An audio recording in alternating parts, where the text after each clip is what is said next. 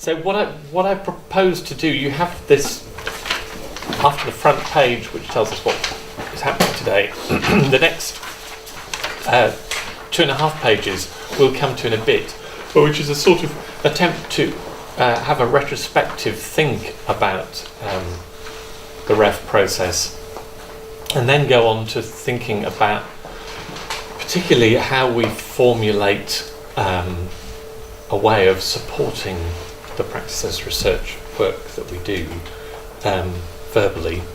And I've found what I hope is an interesting selection of 300-word statements from REF 2014. It turned out to be more difficult than I thought, but I'll come back to that. But I thought it would actually, just in the interest of linearity and process research, I would just carry on, pick up a few things that Lauren said, because I think there were,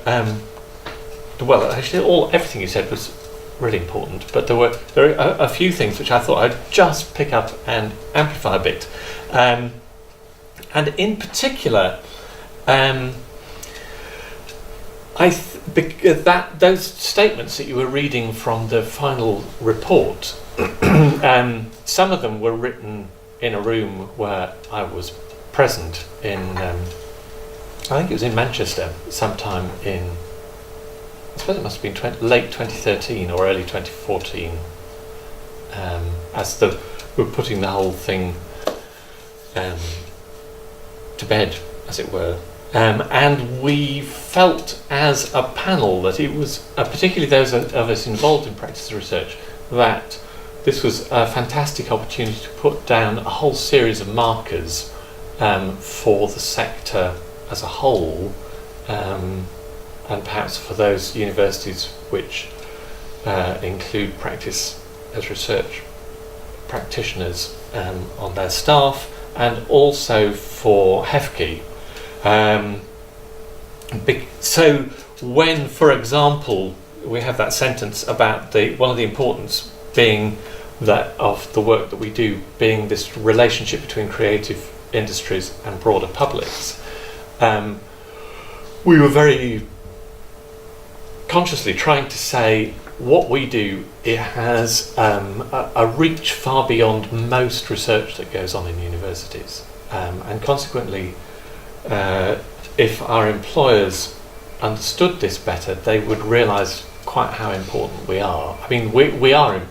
I think what we do in our bit of higher education is, I mean, I suppose everybody says this in every sector, but it's unique, and it's particular. I think the particular strength of what we do is it almost inevitably goes beyond the academy. That if you make a piece of theatre, if you make something which is shown on the screen, if you make an installation, if you make a piece of music, it inevitably, almost inevitably, will go beyond the institution. It will go out somewhere into the world and have that larger significance. So that was one point that we were trying to make. We were also, in a very subtle sort of way, and I'm sure you have, this is a problem that we have at Brunel, I think it's a problem that everybody has in every university, is that the people at the top of the university, particularly Pro-Vice Chancellors in charge of research, or whoever the equivalent is in Canterbury Christchurch, are driven, I suspect it's probably a KPI as part of their contracts, that the university's income from the research councils is supposed to go up and up and up every year.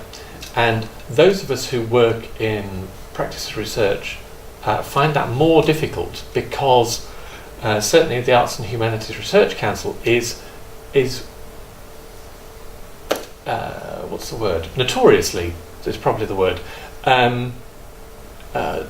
nervous about funding any sort of practice-based research. I briefly sat on that panel quite a long time ago, 6 or 7 years ago, and we had an application, superb application.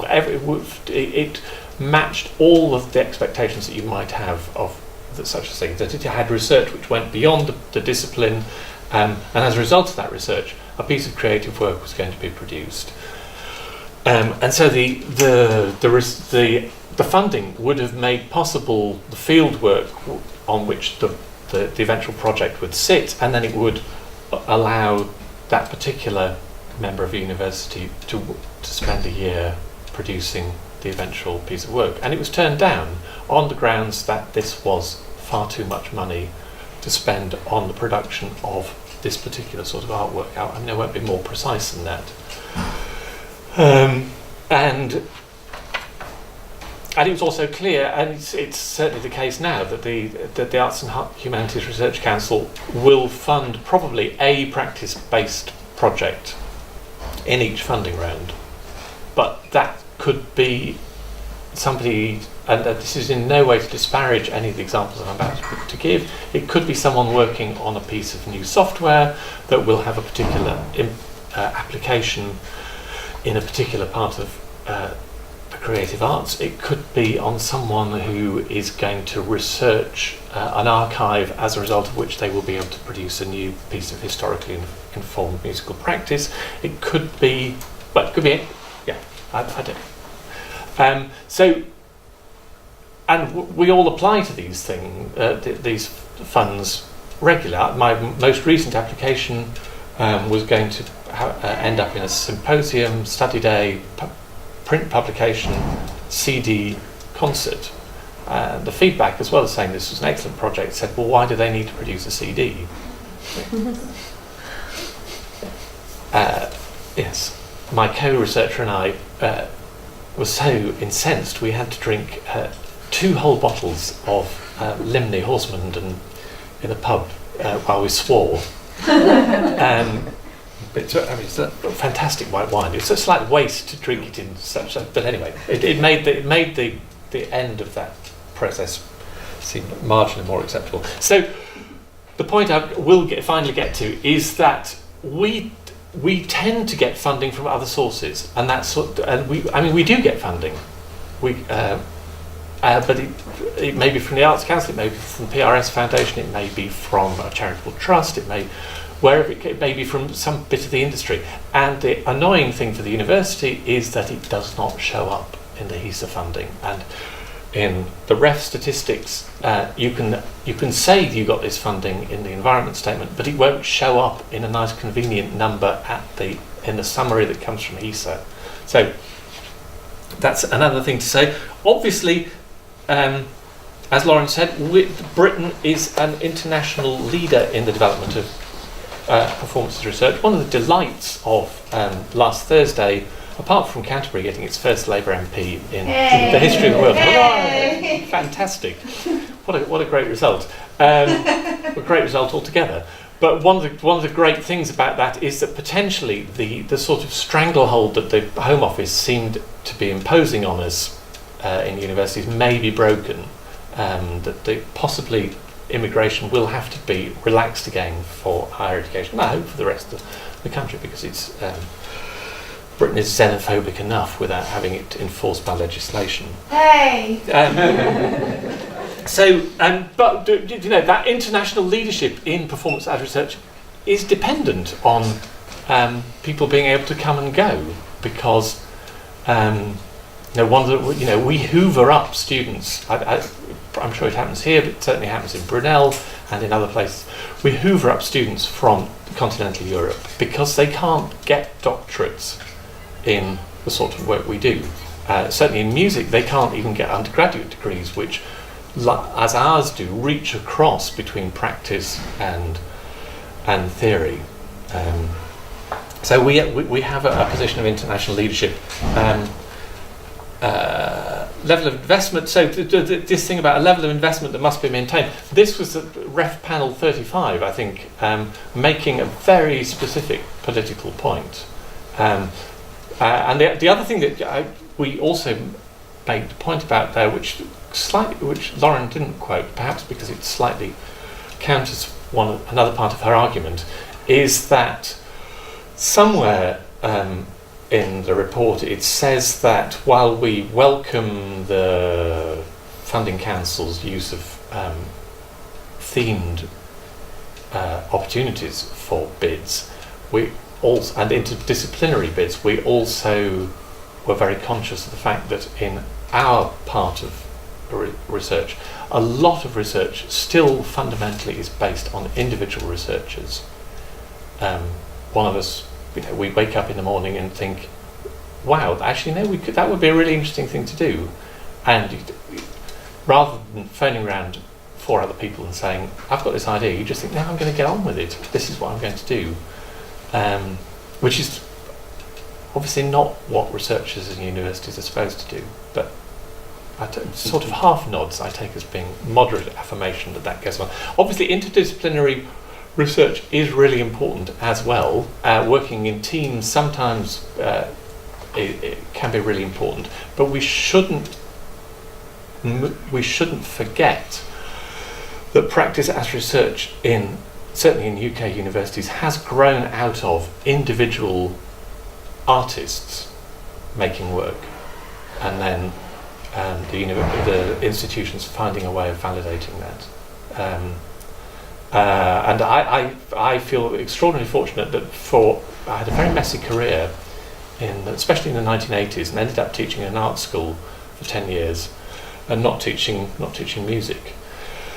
And I learnt so much during that period about the integrity of practice as research at a time when it was still, by and large, not recognised within my own discipline. So that when I then moved back in, well, really for the first time into teaching music in higher education in the mid-90s, it was just at the point when the arguments were beginning to be won. I was able to be, I was at Huddersfield at the time, I was able to join in an argument that was being won which asserted that practice as research was proper research. Which brings me on to what I'm supposed to be talking about rather than all this ranting. So, practice as research, knowing what we do and how best to explain it. We all do practice as research, practice-based research, whatever you like to call it. We make work which the higher education structure at the moment is happy to regard as research.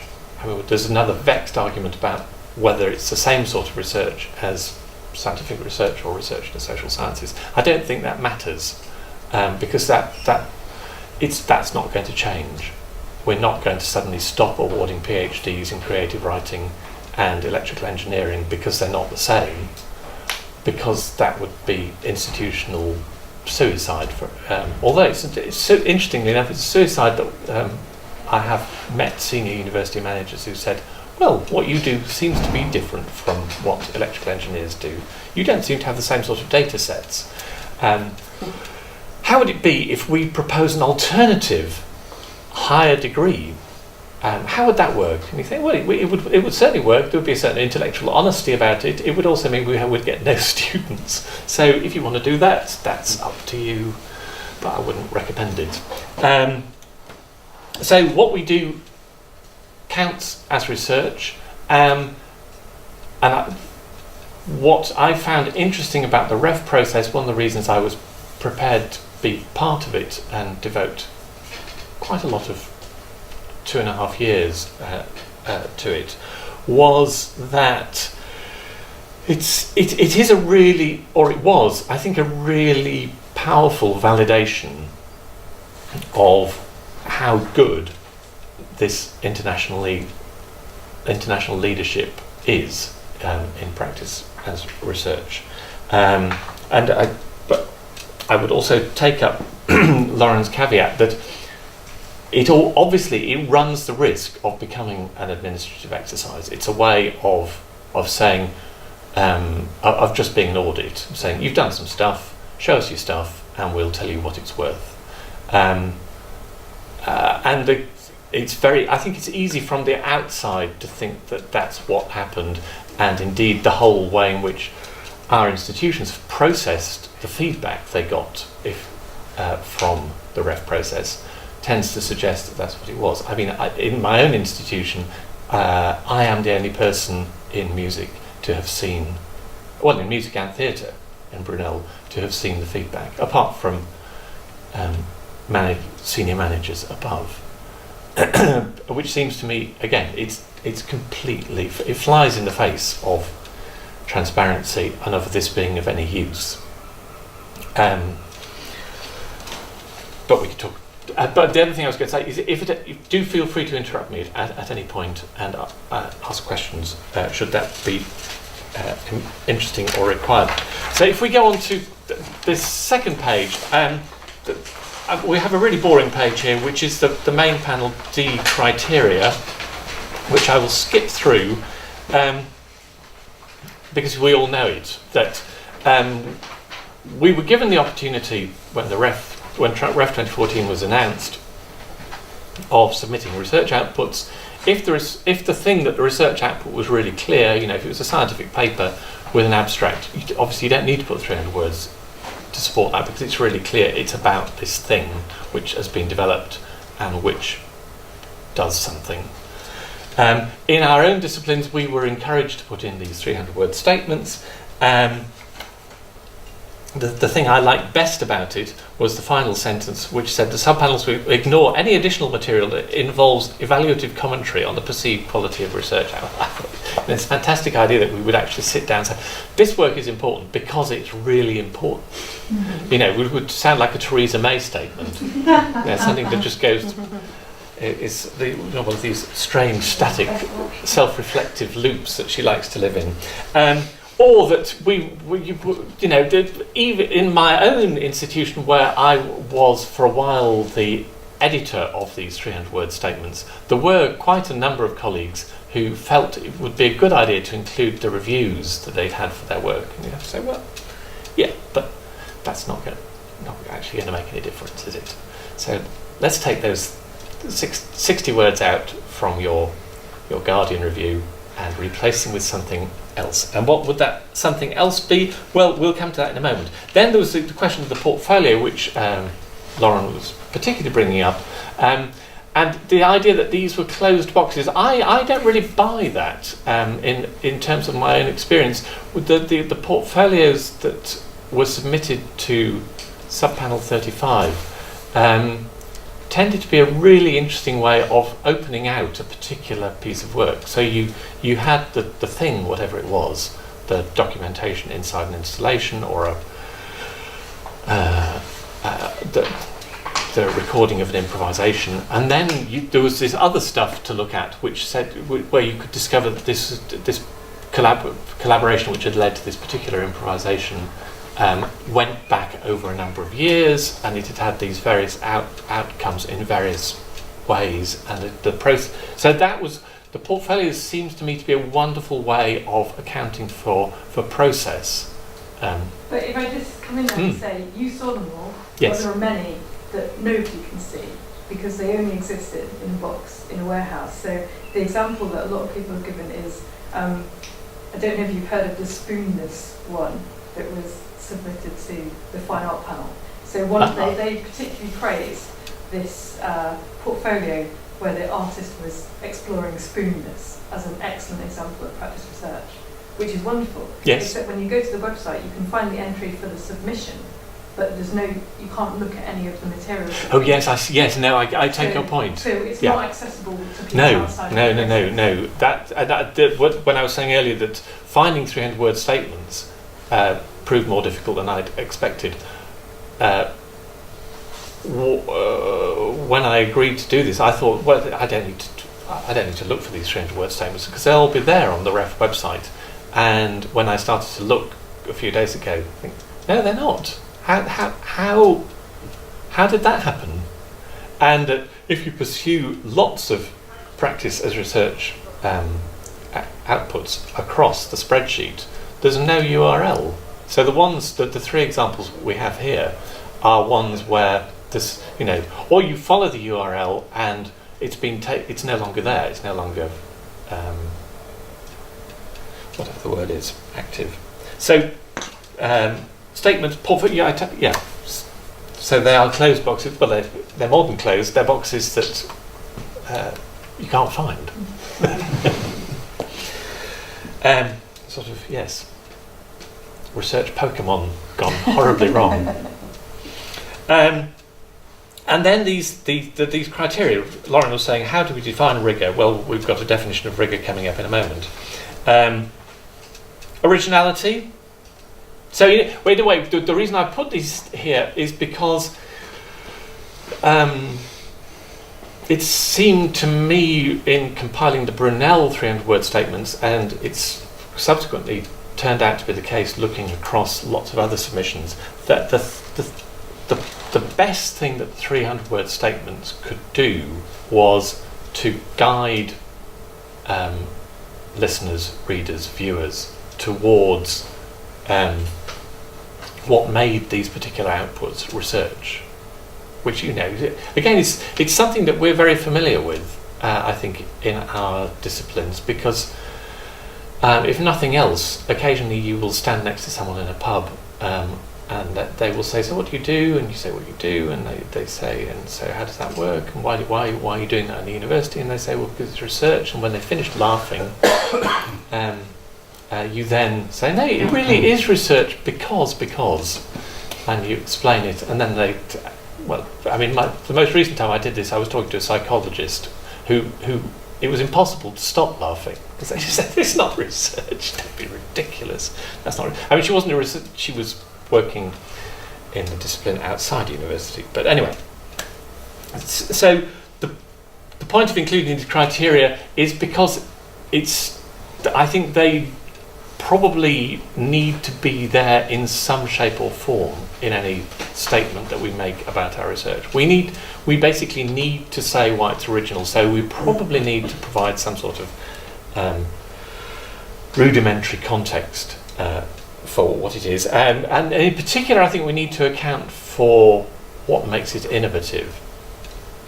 Significance, that's obviously much harder, because one of the things I found difficult about the ref process was that what may be significant in a UK context might not be significant in the new music in Italy, for instance, to the same extent.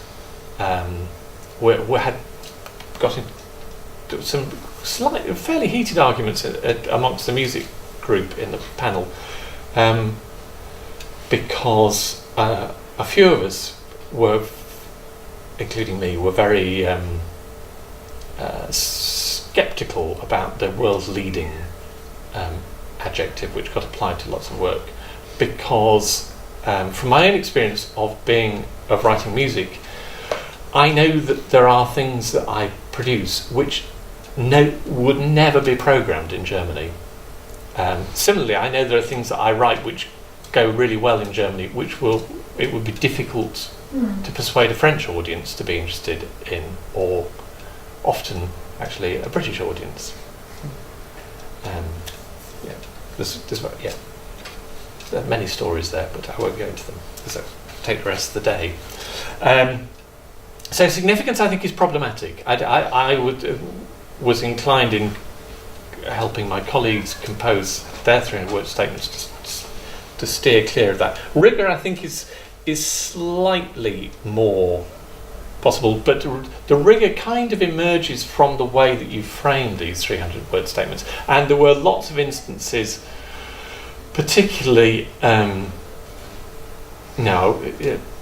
there were lots of instances of 300-word statements which were essentially, again, they were sort of Maybot statements, which was to say, this research is innovative because I've been doing it for a long time, or there is rigour because I have been pursuing these. I mean, the particular example I can think of is somebody who said that what made their research interesting and original and innovative and significant was that they had been exploring ways in which to write melodic music within an atonal harmonic language for many years.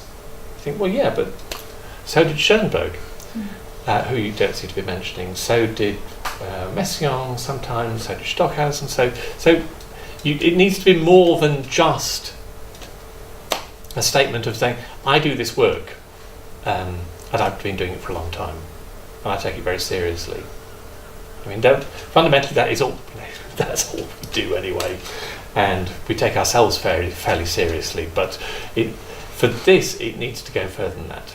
And then the one thing I would want, the biggest caveat of all I would like to offer before looking at these 3 examples of 300-word statements that I very randomly selected, is to say that I think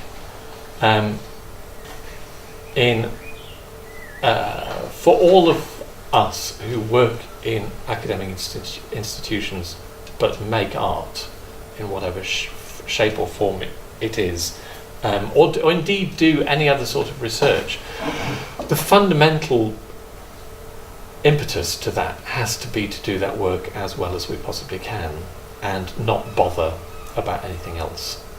So, in the end, the ref is not important because it is only an audit. It's only and tailoring your work to be to suit the ref is not going to make your work better. It may not make it worse, but it's certainly not going to make it better. So the impetus, I think, it has to come from us, but it also has to, as Lauren was also saying, I think one of the beauties of working in universities is this, that we get together in groups like this and we talk about what we do to one another, and I think it's a more useful, it's a more creative dialogue than not just, because there's no just about it, than sitting in a pub or a bar and saying, what are you working on at the moment? And then, because that conversation is great, but there's something about talking within this context where I think there is the opportunity to maybe be slightly more challenging sometimes. I have some extremely challenging friends, so that doesn't necessarily always apply. Is that all right so far? Yeah. You mentioned the person who talked about exploring melody within an internal context, and that was an argument towards expressing how their work is strong with regards to rigor. And then you mentioned obviously all the examples of people who 100 years before have explored this. So if that person wanted to substantiate that, would they have to say, I'm exploring this, which has been explored by these people, but this is what differentiates my work from these people? Or I think that's kind of a baseline, really. okay. Within 300 words? Well, I think within 300 words, as we'll see, 300 words is not very much. I know. That's but it's possible to flag up. In the end, I'm the worst person to have here, really, because my view is that we don't need 300 words. That the work, the 300 words are, I think, only there for people who for some reason are not capable of reading, listening, viewing the work and understanding what it is, which we're all able to do that, but there are people out there who are not, and at one level the ref is for the people out there to just reassure them that we're not messing about. If I can disagree, I think from my point of view, yes, but in certain pieces of work, especially based on collaboration, where there's a lot of artists collaborating and the project itself is focusing on just part of that artwork, then you need that 300 words, because you need to understand what is it that you're supposed to view as research and what is around it, I think. Yeah. No, you're completely right. I'm the worst person because I tend not to collaborate. It was not entirely true. I do collaborate, but not all the time. But I think the collaborations I tend to be involved in, it's really clear which bits I've done and which bits somebody else has done. But You're In absolutely theatre, right. There come are from there are theatre. many. I can think of many examples where that is the case. I mean, I just come from a sort of old school music practice-based research approach where I think in the case of music is a discourse in its own right. It doesn't need anything else, and it's it's a sort of Anyway. I understand. Yeah, two sort of observations really. That I'm quite interested in media archaeology, and you have an interest in that. So perhaps I shouldn't be complaining that the originality section seems entirely grounded in a modernist paradigm. You know, when most of us are working beyond that and away from that, and where that seems to have a really almost quaint retrospective feel to it. Yeah? So I just wanted to observe that it's all about expression, it's all about originality, it's all about it being generated entirely by the artist. All that stuff. So that seems a little anachronistic, but for me, who my work is anachronistic, maybe I shouldn't be complaining about that, but maybe other people, maybe I'm sort of representing other people a bit. And then the thing about rigour, which seems to me to be grounded in failure, in the sense that in order to be rigorous, in one way that I think about it, is my willingness, or an artist's willingness, to engage in things that fail. And of course, this whole process is about trumpeting one's success. Yeah. So how do you find a place for articulating your failure, within this, when in actual fact somebody's standing in front of you saying what your success is, and then running around the back of you almost saying, So those are the 2 points really. This absolute dominance of a modernist paradigm, and then the notion of how, if you're going to be rigorous, you have to be, I think, going beyond a formulaic approach. And going beyond that formulaic approach must involve, in certain senses, failure, which is part of the process. Yeah. No, I think that because I think the fundamental paradigm which underpins the whole RE process throughout its existence has come from the sciences, and and their paradigm in turn informed most of 20th century modernism as the way, it was that paradigm which enabled you to identify the most modern work, I think. But now I can, and obviously, the ref is an attempt to find as much success as possible. So the whole document, I reread the document about a month ago for something else I was doing, and it begins with a statement which goes something like, whereas in RE 2008 there was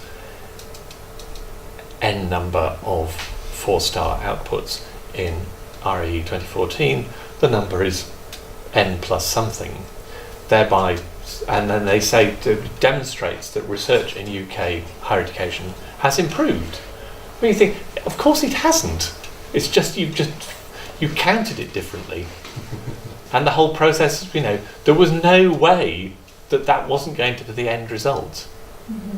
I mean, it would have been political madness for Hefke to do that.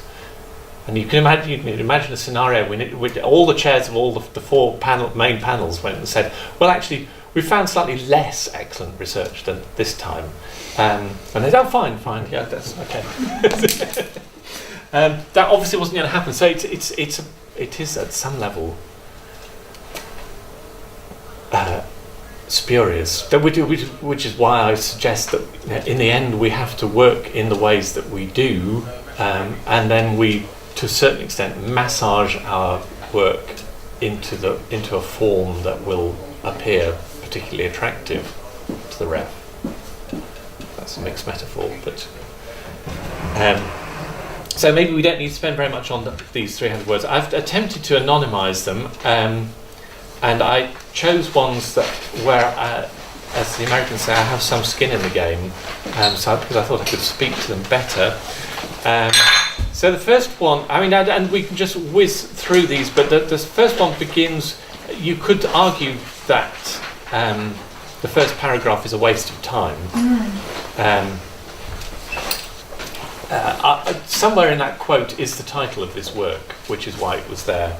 But then it moves on to the model for the work, and the flocking of birds, and computer simulations of this, and a rule-based way of that works. Then the third paragraph translates that rule-based working into a particular piece of musical composition, and what happens in that work. This is on the Ref website. I suspect this is not the full 300 words that was originally written. Well, because it's not 300 words long, and I know the person who worked this is not the sort of person who wouldn't have used all 300 words. So I suspect there was probably some more here, but it would have been around these main areas. So I mean, this is essentially. I mean, I think it's quite elegant. It's a sort of paradigmatic way of saying, I found this model outside my discipline. I brought it into the discipline. I made a piece of work out of that. I also chose these because, as far as I know, they did well. Then the second one. Can I just ask a quick question about this one? Maybe it was in the bit that was left out of 300 words. Yeah. But in terms of context, there's no mention of any other precedent for this kind of work. No. No, I mean, and again, that I think quite a lot. This is, I suppose, this is partly a way of demonstrating one of the things that happened in the Ref process is that lots of people in our area producing practice research put in 4 outputs which were practice as research. I think on the assumption that probably the same 2 people would look at all 4 outputs, and that so you could use the 300, you could work across the 300 words. And also, yeah, I know in this case, although it's no longer on the Ref website, you can't follow the link on the Ref website. I remember from assessing this one that there was a lot of, the portfolio had lots of videos of workshops leading to this. So there was, it was much more thoroughly contextualised. Can I just chip in before we move on maybe to the next one?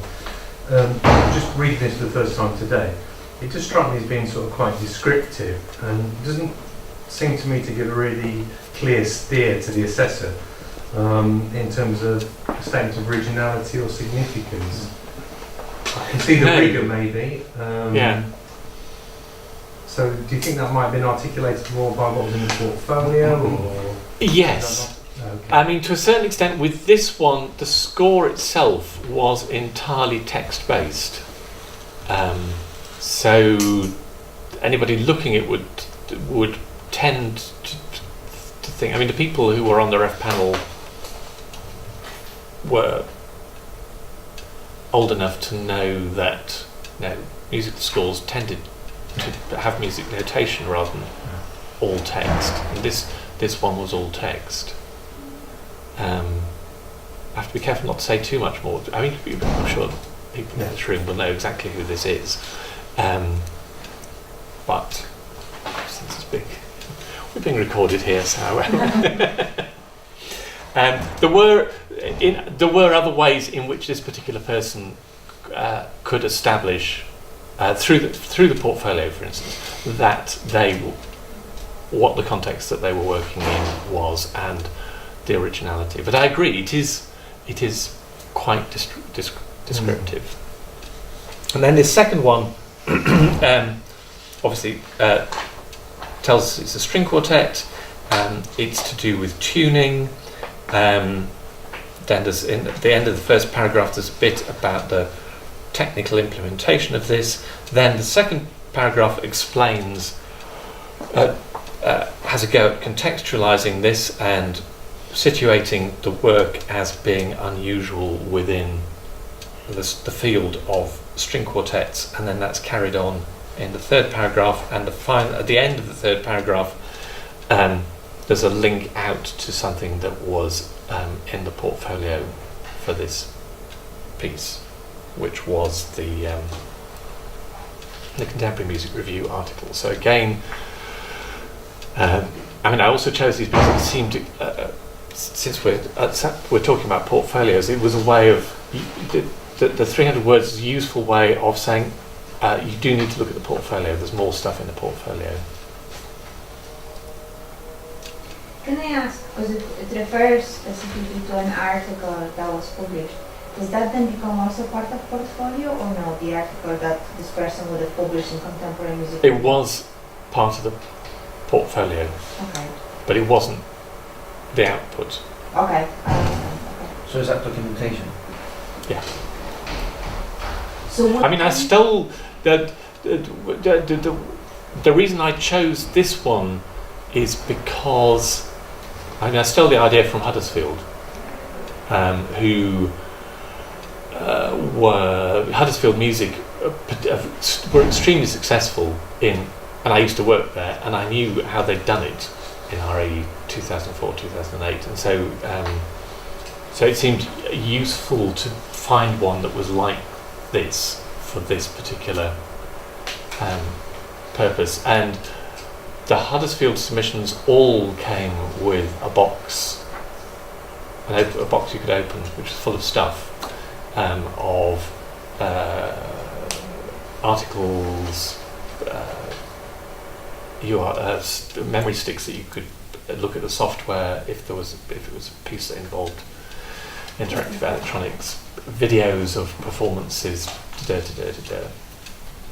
because it actually the curious thing, the ref made no restriction. You could have submitted Pantechnicons full of stuff, but that would have been asking a bit much of the. On the other hand, I was thinking on the way here that 4 years ago, Matt Wright, who's obviously knows as much about this as I do because he was an assessor for composition on the ref panel. He and I sat on a very sunny day, not unlike today, in the shed at the bottom of his garden, having a fantastic time. That's the other thing that I wanted to, we're listening to all this stuff, some of which we had never encountered before, and I think, wow, fancy set, how great to know that somebody's doing work like this, and how great that we're assessing it, rather than some of the other people on the panel, because we're going to give this 4-star. And we weren't sure that in all cases our colleagues would. So that's the second one. The final one is in many ways the most. But I thought it useful to have one which involves a major role for technology. So as you can see, this is a work for keyboards, clavier, electronics, lots of headphones, and then an explanation of how that comes together as a process. Then the second paragraph is an attempt to contextualize the work, and then finally the ubiquitous mention of the programming language, which is designed to act as sort of bait for those members of the panel who were excited by the use of Super Collider or Max MSP. And there were two people on the panel who I think, as soon as you saw the names of the people who were going to be on the panel, you think, oh yeah, I know how to excite them. And that's kind of all I had lined up to talk about at this stage. So I hope that's helpful. And as I said before, this thing comes with, everything I say comes with lots and lots of caveats. But it does seem to me that my experience in Brunel writing both the 2008 and 2014 submissions was that one of the most useful things that happened in the course of that process was the dialogue between us about how best to explain what it is that we do. And I think because we're artists as much as we're as researchers, we are actually notoriously, we tend to be quite bad at explaining why what we're doing is important, because we're doing it. So obviously it's important. But to explain to somebody else, so one of my colleagues at Brunel, we had quite big arguments about the extent to which saying that this particular sort of performing organisation, I'll rephrase that, but if you make a performing group do a particular sort of thing, that isn't necessarily in itself innovative, rigorous, original, significant. Just because it's happening for going back to what you were saying about the sort of modernist paradigm, just because it's the first time that it's ever happened, as far as you know, doesn't necessarily make it any of those things. It just makes it slightly different. And similarly, the other dimension, I did a version of this talk in an older university in the north of England, which we'll call Durham, sometime last year, and one of the people there was saying, yes, but my work is significant because it's had loads of performances, and it's had loads of performances by loads of really notable performance organisations. There, ipso facto, it is significant. And again, we had an argument about why that made a work significant, which again goes back to the sort of idea of a sort of media archaeology, that one of the interesting things that emerged during the REF process was discovering the extent to which, certainly in music, particular sorts of organisations generate a lot of a particular sort of work because they need that sort of work to survive. So the Royal Opera House will commission a new work every year because that's part of their strategy for demonstrating their relevance. And responding to one of those commissions doesn't necessarily make your work better than somebody who decides to make an opera in a pub or in a setting where nobody has ever thought of having people wandering around singing before. It seems to me it's just as interesting to make a work which questions why people sing as it is to make a work in which people sing night after night in front of 2,000 very rich people. But that's impact, isn't it? It's not rigor, it's impact. Could be impact. Okay. I mean, that's another whole Pandora's box which we can open, which I'll open now. Because right at the beginning of the REF process, when the idea of impact was announced, I think most of us in the creative arts, we all rubbed our hands with glee and thought, great, that's what we do anyway. Welcome to the tribe of impact. And then Hefke very carefully defined away all the things that we normally count as impact. So I had Brunel, I had a colleague who was a best-selling novelist and was going to be submitted to the sort of pilot study. And in the course of that pilot study going through, Hefke basically changed the rules, and they said, okay, impact, we're going on the Today programme to talk about your novel isn't impact, because you're just talking about the novel. Selling 100,000 copies of your novel is not impact, because that's just selling the novel. So what is impact then? So impact then, it turns out impact, impact is basically, it's like bird flu. So as long as bird flu stays within chickens, it's not impact. It becomes impact at the point where a human being gets it, or a pig gets, so impact is the point at which something crosses.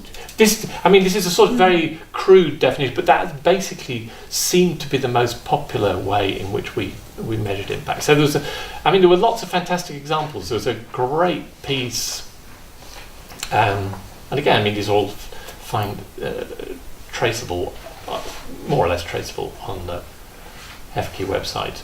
But there was a project which grew out of a musician going into lots of clubs for older people in the north of England, getting them to talk, recording them, and then turning their reminiscences into a work which was then toured back to them. And the response was very extremely positive. There was another fantastic project. So that counted as impact? That counted as a really good impact. Okay. I think that was a 4-star. And there's another 4-star one where, my own university had a 4-star one I think I can actually say who it was. He no longer works in UK higher education, but Stellark was employed by Brunel for a number of years. We submitted him, in particular the project where he'd grown an ear on his arm,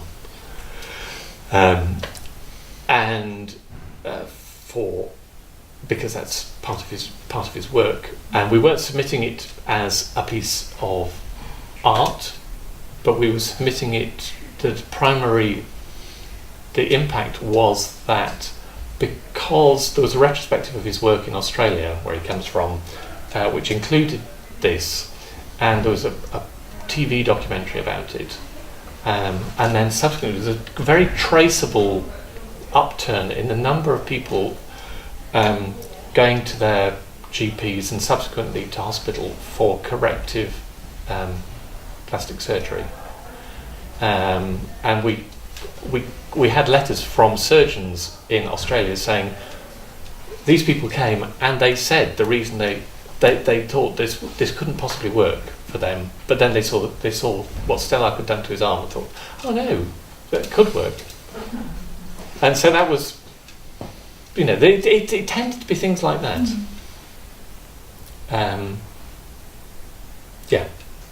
So, but which I think is kind of tragic. Not tragic. It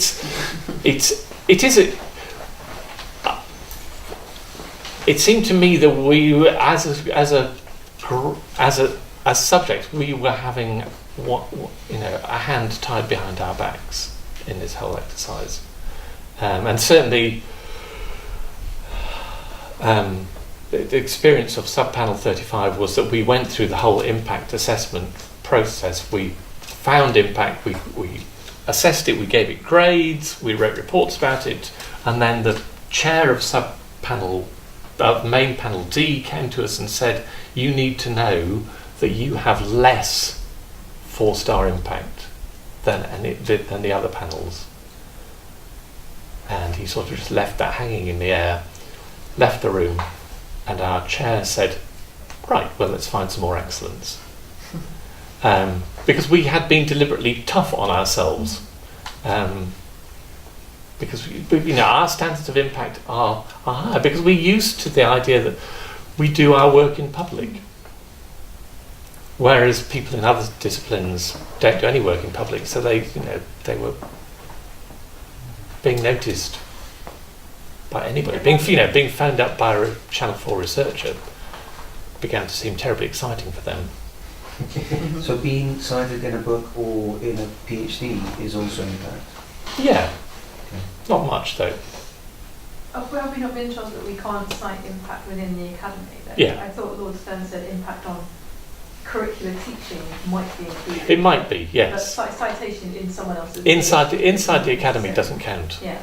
So by that we mean that someone else in some other institution teaches about your work, or that tool you develop or wherever it is are used in higher education? If your narrative of 20th century music history becomes a standard text for undergraduate study, that's impact on curricular teaching. I guess if someone teaches a lecture on your article, then that's probably... No, I mean like in practices research context, not because I understand how it works in like publishing context. but in practice it's research context, so your piece of work that you created. Yeah, so I think maybe if I create a method of performing that becomes the way that we learn to perform experimental music, that's impact. But if someone performs my piece with their university ensemble, that's pretty low-grade stuff. But if someone uses your work as an example of different methodology, No, because that's just an example. So there was a really excellent event that Jackie Eales organised about 2 weeks ago, and she had some people talk about impact. And I'm sure she'll send you the handouts from that if you want to see it. So basically, they said, if you want to evidence impact, you evidence change as a result of your work. So it's not who heard your work, but it's what did they do after they heard it. And there was a really excellent one which was about a creative writing project with military veterans, and they linked it with their own poems and work that they presented, but they created this project. And she also gave some really interesting insights into just how you do it or how you can game it, whichever you think, which was basically drawing attention to numbers. So they were saying this many participants came from this many cities, they travelled an average of this many miles to get to the workshop, and all of that was showing value. You know, if you will drive 80 miles to go to this workshop, you value it. So and then, so it's, but also then with generals from the military saying how well this particular exercise actually impacted on the recovery from, for example, PTSD, in the families of veterans as well as in the veterans themselves. So she wasn't necessarily looking at how much did they like the original poems. It was what happened as a result of this method of writing. Or bringing new audience to it. Yeah. And then she showed another one which she said was just as good, but didn't have this kind of very specific numerical argument. And so basically, she's saying it's the difference between Theresa May and something that you can really put your finger on and say, yes, these people did value this. And so in the end, she was saying it's not really to do with the quality of the work, it's to do with the quality of the measurement of engagement that you have done. But it was, I mean, you can be cynical about it, and sometimes there are reasons to be, but it also was a very healthy. Yeah, but I think, and I think the least cynical part of it was that it was very much about the quality of people's interaction with whatever the work was, rather than whether there were 1,000 of them or 20,000. So in many ways, the most complicated exemplar that the panel turned up quite early on was there was a new anthem that was performed at the royal wedding, whenever that was. What's his name?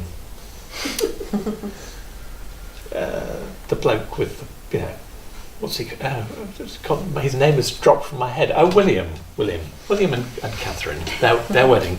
So huge TV audience around the world. So you could say, okay, so this new piece of, a relatively new piece of choral music by a composer who works at a British university had N million listeners. But the clever thing that Aberdeen University, I think it was, did was to say, actually, the real impact was in the subsequent take-up of new work by choral societies across the world, particularly in the Anglophone world, especially in the US.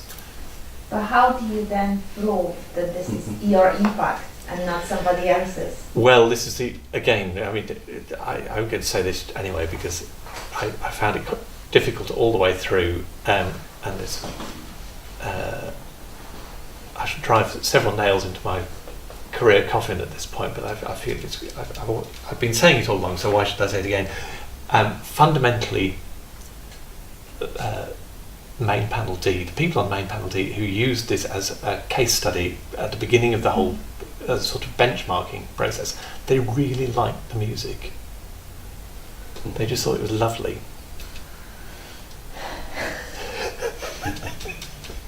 So it was just subjective. There wasn't. I mean, that's the other. No, the reason why I said at the beginning. In the end, we have to do the work that we want to do and that we think is important, because in the end, we are working in the arts, and there, to a certain extent, there is always going to be, we're not living in a modernist arts laboratory. We're living in a world which is full of people who bring their tastes, their own personal histories, their cultural history to the work.